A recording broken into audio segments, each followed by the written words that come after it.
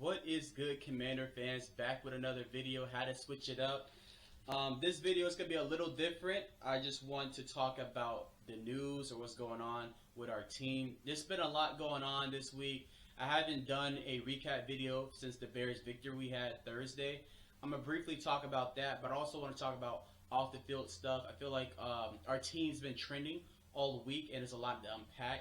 The first thing is that we won 12-7. We beat the Bears. It felt like the game was kind of given to us, but a win is a win. It was a tough game to watch. I saw some great things with the D line. That front four, those Alabama boys, they really played their hearts out. Jonathan Allen with a pick that really helped us out to get some momentum going, just get the defense and the team going. But I think most people can agree that this victory came due to that muff punt by the rookie from the Chicago Bears. If he wouldn't have dropped it or just basically had to jump off his chest, I don't think this would be the same conversation, and it felt as though we need to tighten up. But that was the main takeaway, just the muff punt. And also I like the way I saw the red zone defense for Washington. I feel as though we had some really good stops in the red zone. It kind of felt like the game when we played the Steelers. I think it was like 2020 where they couldn't even run up the middle if they wanted to with James Conner. So the red zone defense really stepped up compared to the last couple weeks, and I really like what I saw. Wild Goose, our corner, he did pretty well. And honestly, you can't help but thinking or watching the game and thinking dang, we don't even have William Jackson III out there, and the secondary looked decent. The only thing that the defense dropped the ball with that I saw was the wild run by Justin Fields. I feel as though towards the end of the game, it kind of had me nervous when he got that big gain. He just ran forward, looked like he was going out of bounds, but he stepped in and got some more yards.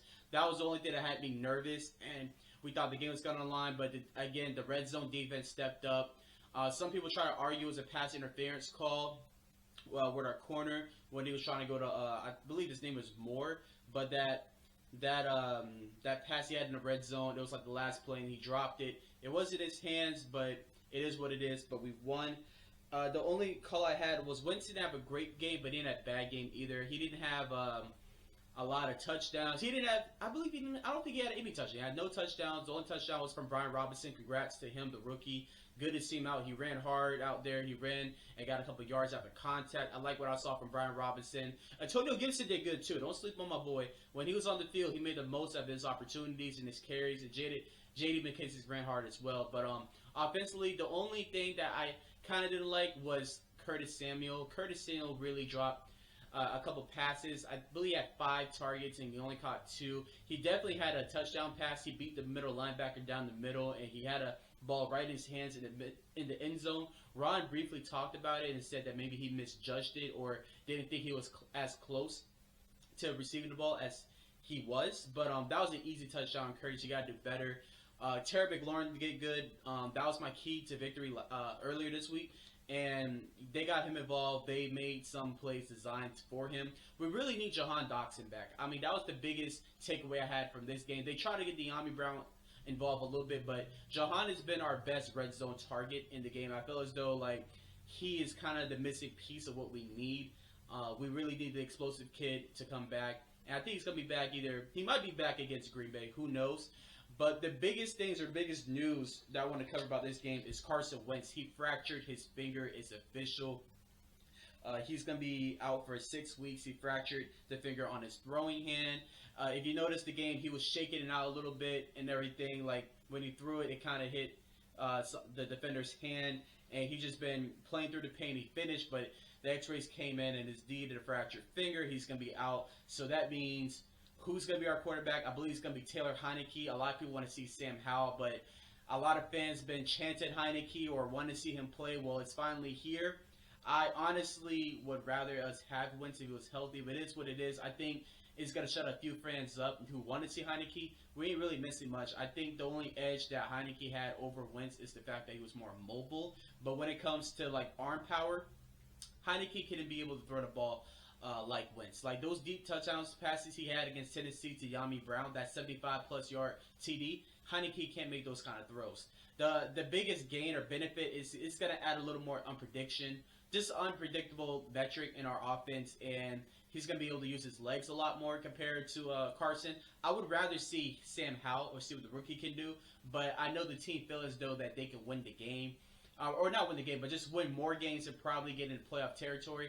I'm not sure, but I would rather see Sam Howell than Heinicke because we know what he can do. But it's no need to rush the young guy out there, but it is what it is. But I believe they're going Heinicke, and he expected to play against Green Bay.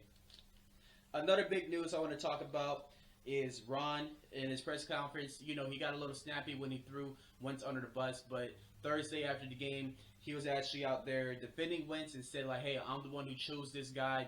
I watched the film. I seen him what he did in Indianapolis and Philly. This is the guy that I wanted to go with. And I think he's just trying to, like, just save face or just win back the locker room and show that he got his guys back after, you know, what he did earlier in the week when he threw the guy Wentz under the bus. He's just trying to save face and just went back to the locker room. But he also talked about how he respects the guys from coming out despite all the controversy and news and just everything, all the noise that was heading into this game. They play butts off. They show up and they go to work. And I respect that about Washington as well, because there was a lot of news. And I was going to get to that in a second, but there's a lot of other things going on off the field that's making us trend in a negative way. And we know how our perception is as an organization, how people view us, you know, as a team. So I do respect the players for going out there despite that, and then also getting the win and not letting the noise inside. You know, when it comes to the season, it's almost like a boat. You know, you just don't let the water inside the boat because that's how you sink. They kept the water out, and they sailed straight through for a victory. So some people didn't like Ron getting snappy. I liked it. I think he was just trying to show he got these guys back. This victory is going to mean a lot depending on what happens next week, because this could just be like, okay, we're not as bad. We're not the worst team. Or are they going to build off this victory and try to get a winning streak? Because this is normally the time of the year where Ron gets a little streak going. And I'm not trying to sound delusional, but I do believe that we have a chance against Green Bay. I believe Green Bay is a winnable game. If the Giants beat them, I think we can beat them too. We have a chance. But that's going to be in a different video where I talk about the matchup between Green Bay and Washington for Sunday. I'm just glad we got the win. We got time to rest, and we just have to game plan prepare with Heinicke as our starting QB. Another big news is Will Jackson III. He requested a trade. This is kind of old, but I just wanted to talk about it briefly. Like I said earlier in the video, he wasn't even playing last night, and it's not even that big of a difference. And when I know he didn't travel to Chicago. He didn't travel with the team. He's just wants a fresh start. And I get it. We're trying to turn a man corner such as Will Jackson III into a zone corner. And he's been getting beat a lot too. I feel as though his trade value has definitely gone down. They're saying that maybe we get a 7 or 6, but I don't see us getting a 3rd or higher for Will Jackson III. And I'm cool with him going. You know, like it's real neutral, and Washington plans on honoring the trade request. Right now, the leading potential to acquire Will Jackson III is the Dolphins. They are really banged up in the corner position. They give up 609 yards, 4 touchdowns, and they got a few injuries, such as I think Xavier Howard. He's out. Another guy's out, and they're just relying on rookies and practice squad players as their secondary. They need help at corner. Another team that I saw training was the Patriots. I'm not really riding too high about that. I don't really see the Patriots trying to get him. But knowing Bill Belichick, he is the type to get a corner like him and pay less for him too. I do see us getting rid of him or him going away. So we'll see. Next, I lastly want to talk about Dan Snyder. Dan Snyder's been trending in the news for the wrong reason.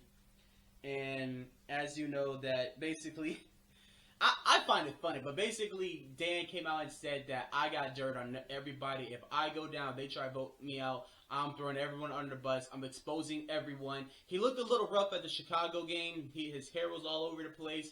He just looked a little rough, you know, and he's playing a dangerous game, but I respect what Dan is doing. I know everyone wants him out. I still want him out. It doesn't change my opinion, but I expect a business move. I just can't wait. I feel like South Park, they're probably going to make a parody episode about this. And it's not even going to be a parody. It's going to be reality of what's going on with Washington and Dan Snyder. Because I know they've done this before, calling us the worst organization of football. But I could definitely see them making another video about Washington and about this whole Dan Snyder fiasco. I don't see him going anywhere anytime soon, but I feel like the pressure is up.